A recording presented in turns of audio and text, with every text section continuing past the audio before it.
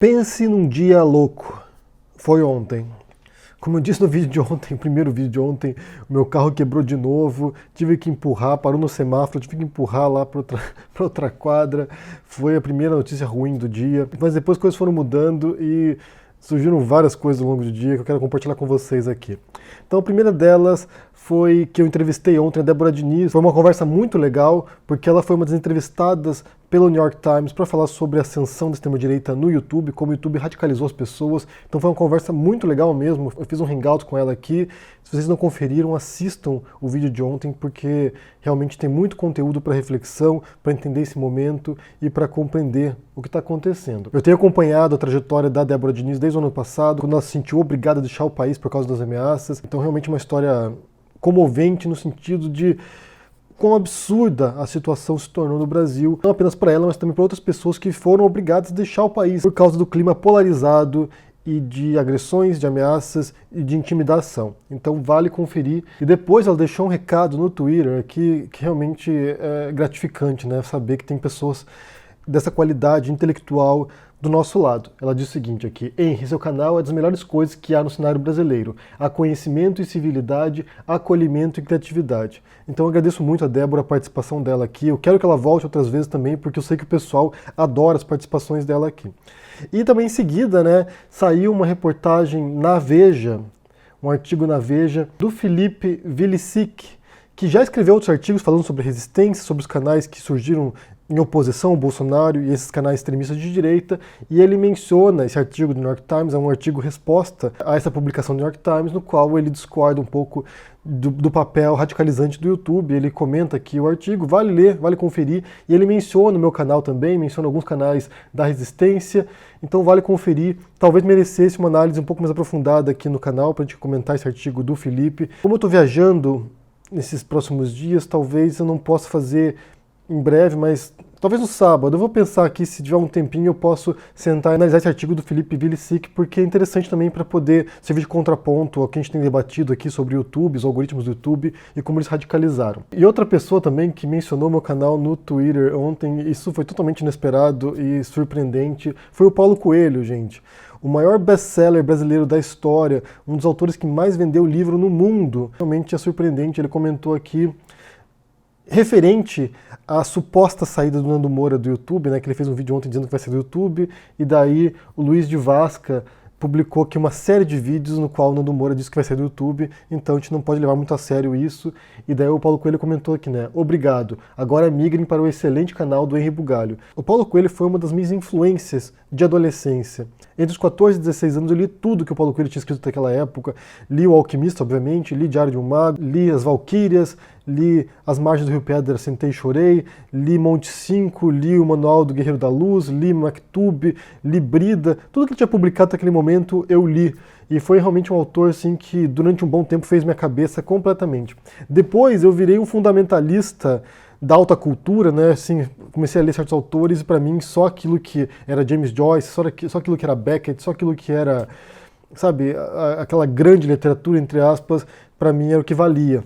Então eu passei a criticar bastante Paulo Coelho, mas depois de um tempo eu fui mudando minha perspectiva em alguns sentidos. Foram alguns pontos na minha vida que me levaram a pensar diferente a literatura que ele faz e que outros autores também que publicam para o grande público fazem. E isso foi quando eu trabalhei numa livraria como vendedor de livros, né? Então, quando vinha um cliente lá e me pedia uma recomendação, eu não podia dar para o leitor aquilo que eu gostava, mas sim aquilo que ele buscava. Então, eu passei a entender a importância da literatura de massa, a literatura que atinge um público amplo, na formação dos leitores e também no papel no mercado editorial. E depois, outro ponto também foi quando eu comecei a vender meus livros. E daí você entende o desafio real que existe em vender livros no Brasil, e no mundo também, na verdade, né? A grande maioria dos escritores vende pouco livro ou não vende nada. São raríssimos os casos de alguém que consegue atingir um grande público, vender livros para valer, dialogar com uma multidão. E é um talento, você escrever livros que são lidos pelas pessoas, que as pessoas gostam e que transformam a vida das pessoas, é um talento sim.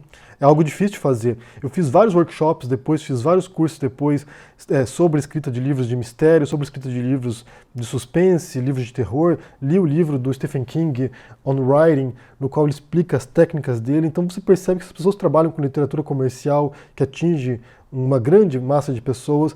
Eles possuem técnica, eles possuem um conhecimento muito aprofundado de como você transformar um livro naquilo que eles chamam de page turner, que é você não parar de ler o livro, né? Ficar virando as páginas e não parar de ler o livro até o final. Então isso é realmente um talento extraordinário e conseguiu o que ele conseguiu, atingiu o público que ele atingiu, milhões de pessoas, centenas de milhões na verdade, centenas de milhões de pessoas pelo mundo, é um talento e é algo fenomenal, extraordinário, que pouquíssimos escritores no mundo vão alcançar. Então, quando Paulo Coelho, que foi um autor que influenciou a minha juventude, vai lá e publica isso no Twitter, realmente é uma sensação assim de estar atingindo algo muito além do que eu poderia imaginar. Tanto que conseguiu se tornar um imortal da Academia Brasileira de Letras, escreveu um artigo para o New York Times recentemente falando sobre quando ele foi preso na ditadura e torturado. Então, ele tem um papel crucial nesse momento também de oposição a esse governo que é de retrocesso, de atraso e de anti-intelectualismo, anticultura e tudo isso. E nessa postagem do Paulo Coelho também, outra pessoa comentou lá, dizendo o seguinte, né? O mago sabe das coisas, excelente recomendação, abraços. Foi o Chico Sá, que é um escritor também, um colunista, um articulista. Eu estudei textos do Chico Sá na minha pós-graduação em literatura, então realmente, sabe, ontem foi um dia muito louco mesmo. E como eu mencionei que eu vou viajar, né, também vale mencionar isso, que eu estou indo para Lisboa agora, eu fui convidado para dar uma palestra lá em Lisboa, na Casa Ninja. Eu vou deixar para vocês aqui embaixo no vídeo aqui a descrição de onde ocorrerá, qual será o horário, mas será no final de semana, no domingo, dia 18, às 5 da tarde, na Casa Ninja. Eu vou deixar o endereço aqui no rodapé do vídeo. Quem estiver em Lisboa e quiser aparecer lá, vamos lá, vamos conversar sobre isso. O tema da conversa será como podemos enfrentar a extrema-direita nas redes sociais, que é um trabalho que a gente tem feito aqui no YouTube também, debater esses assuntos, confrontando o extremismo de direita, esse radicalismo, esse viés autoritário, repressivo. Então, como a gente pode debater, entender esse momento e tentar buscar estratégias também para sanear um pouco o debate e reduzir um pouco essas tensões. Então eu vejo vocês no domingo na Casa Ninja em Lisboa. Quem puder ir lá, vamos lá, vai ser legal. E algumas pessoas perguntaram se eu vou levar meu livro para vender lá, né, em Lisboa, Um Cego em Buenos Aires. Não temos livro suficiente. O meu editor, ele está lá em Lisboa para abrir agora uma filial da editora, a Cotter Editorial, que terá uma festa de inauguração também, que eu aviso para vocês quando tiver uma data e horário específico. Não temos os livros lá para vender, temos pouquíssimos exemplares, que são exemplares meus, talvez eu sorteio no dia lá um exemplar, mas não temos exemplares para vender lá. Se vocês quiserem o livro, tem disponível em e-book na Amazon, vocês podem lá conferir, vou deixar também na descrição aqui o link para o livro, para vocês comprarem no Brasil tanto o exemplar impresso quanto o exemplar em e-book, para quem quiser, né? Para quem não estiver fora do Brasil, quiser ler o livro e não quiser esperar tanto tempo para receber um impresso, vocês podem também comprar o e-book, o livro digital. Como eu disse, esse é um livro que me orgulha muito também, né? Um livro que foi inspirado na minha experiência em Buenos Aires, 2 anos em Buenos Aires, e como você tem o tema agora da Argentina, da eleição da Argentina, talvez seja interessante também compreender um pouco a mentalidade dos argentinos, como é a relação deles com o Brasil. É a história de um professor de filosofia em Buenos Aires, que quer escrever um romance, que quer se tornar um escritor, e ele lidando com a realidade argentina. Então, se vocês quiserem ler também, conferir, é um livro que eu gosto muito mesmo. Vamos entrar aqui rapidamente no tema de hoje, né, os assuntos que eu separei hoje pra gente falar. Eu dei vários recados no começo aqui, mas os temas de hoje são 2, né. Um deles é a entrevista do delegado Valdir, do PSL de Goiás, que deu uma entrevista no My News. E o segundo assunto é a expulsão do Alexandre Frota do PSL. Então são 2 políticos do PSL, bem, um ex-político do PSL e outro que é o líder do PSL na Câmara, que é o delegado Valdir.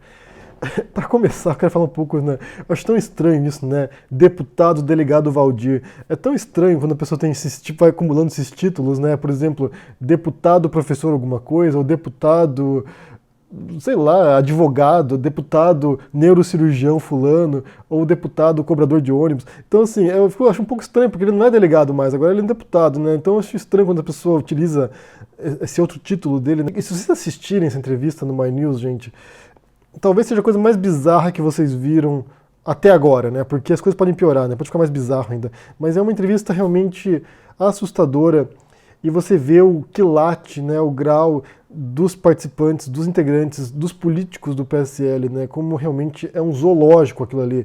O PSL conseguiu reunir o que tem de mais esdrúxulo na política brasileira, e um deles é o delegado Valdir. Sempre que alguém da extrema-direita, um direitista, criticar a esquerda, como a esquerda se expressa, como a esquerda, sabe, se articula, vocês pegam e mostram essa compilação aqui para eles. Estudante mostrar. Mostra, meu irmão. Vou mostrar. Lá, pode continuar xingando. Petista o cacete. Não sou petista, não. Não sou petista, não, deputado. Só nem sabe. Maconheiro aonde, deputado? Maconheiro aonde, deputado? Só respeita. Eu sou professor de universidade, rapaz. Só respeita. Só respeita. Só respeita. Só respeita. O Paulo Guedes de semana passada para a gente entender melhor. Por exemplo, quais são os custos da transição para a capitalização? O senhor pode responder para a gente? O senhor como deve saber, o senhor como representante. Não, tudo bem, isso eu entendi, a minha pergunta foi outra, eu vou repetir. Quais são os custos da transição para a capitalização? Como representante do governo, eu tinha que saber. Sem isso, não tem como votar, porque eu... Pátria amada! Pátria amada! Seu filho, o delegado Valdir, não foge à luta. Por ti, Goiânia, querida.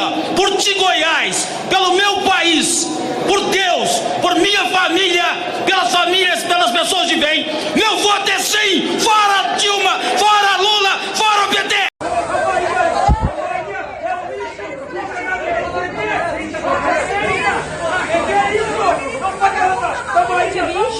É um lixo lá, uai! Governado pelo PT? Que é isso? Porque realmente, gente, eu não sei quem ouve esse delegado Valdir falando, quem ouve ele, sabe, porque é uma pessoa completamente desconexa o que ele diz.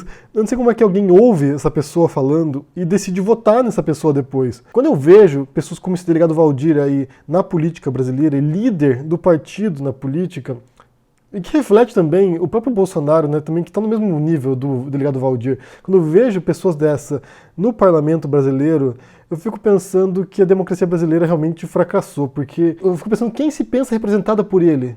Sério, eu fico pensando realmente quem em sã consciência votaria numa pessoa dessa. Mas tudo bem. E daí, ao longo da entrevista, ele explica algumas estratégias do Bolsonaro, né? Ele fala muito sobre o Bolsonaro, o nosso presidente, e você vê como eles estão alinhados ideologicamente, o modo como ele fala, as frases prontas, os jargões que ele utiliza, é muito Bolsonaro ali, né? Muito bolsonarista mesmo. Ele fala, né, que essa estratégia do Bolsonaro de sempre criar situações, né, crises políticas, ideológicas, isso faz parte realmente de algo pensado, algo planejado. Como diria o Andreasa, tem método.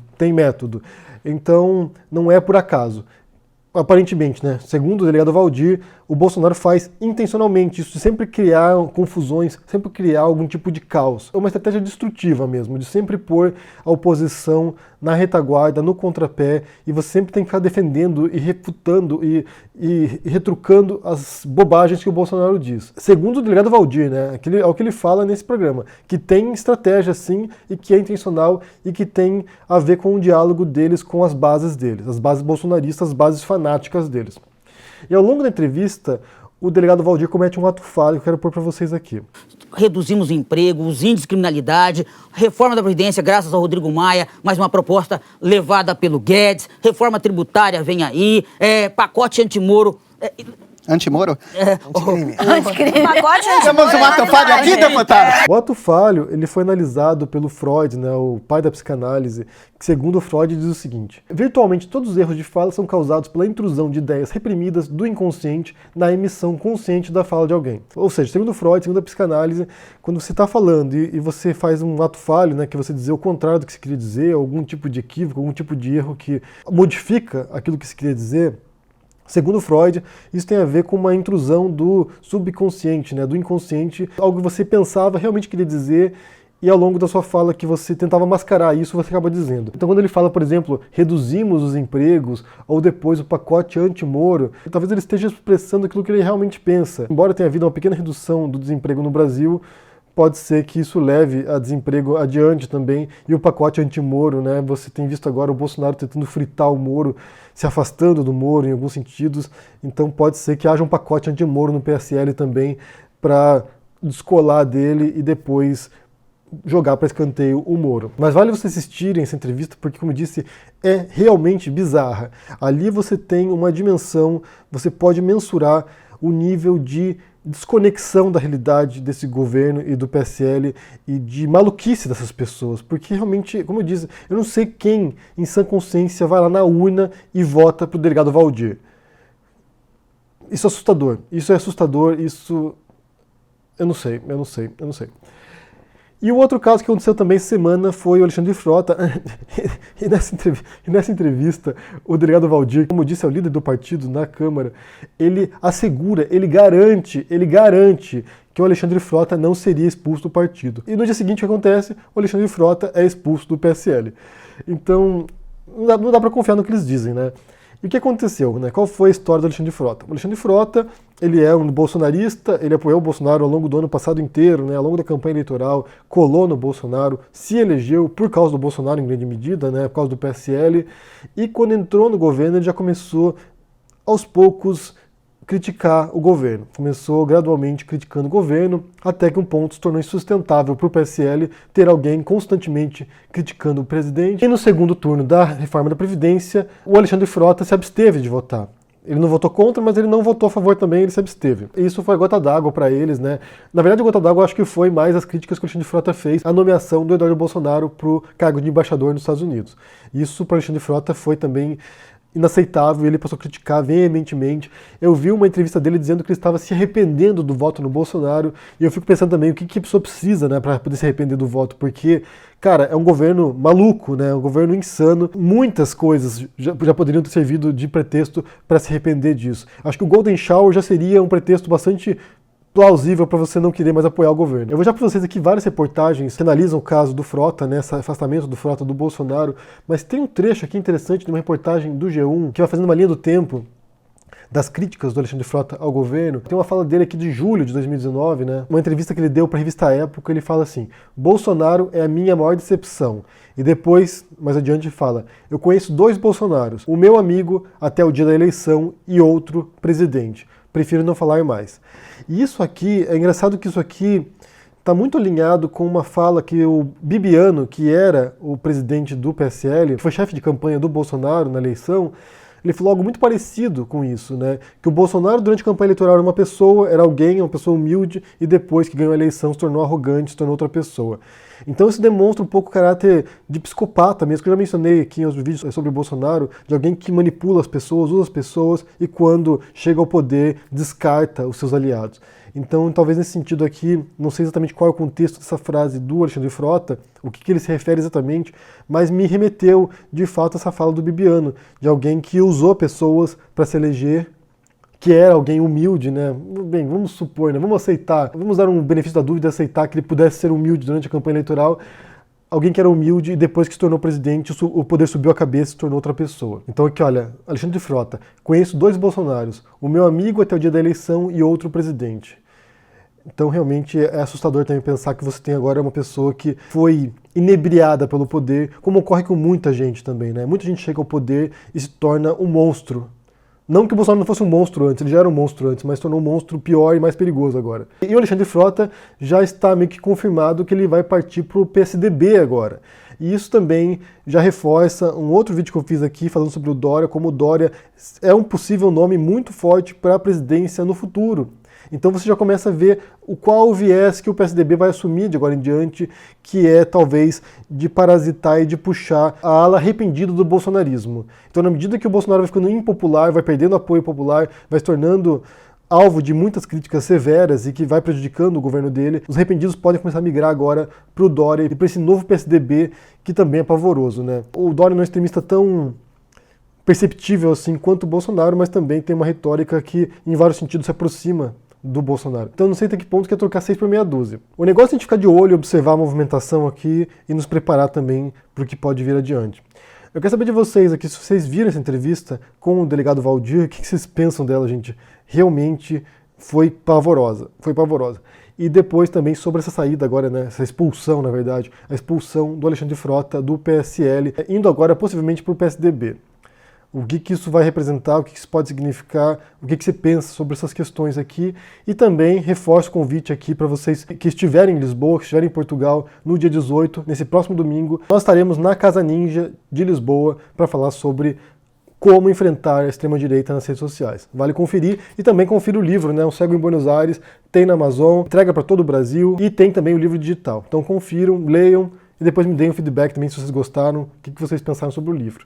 Então é isso, gente. Quer saber o que vocês pensam sobre esses assuntos aqui? Deixa aqui no comentário, deixa o joinha, assina o canal, ajude no apoio e a gente se vê por aí. Abraço e até mais. Tchau!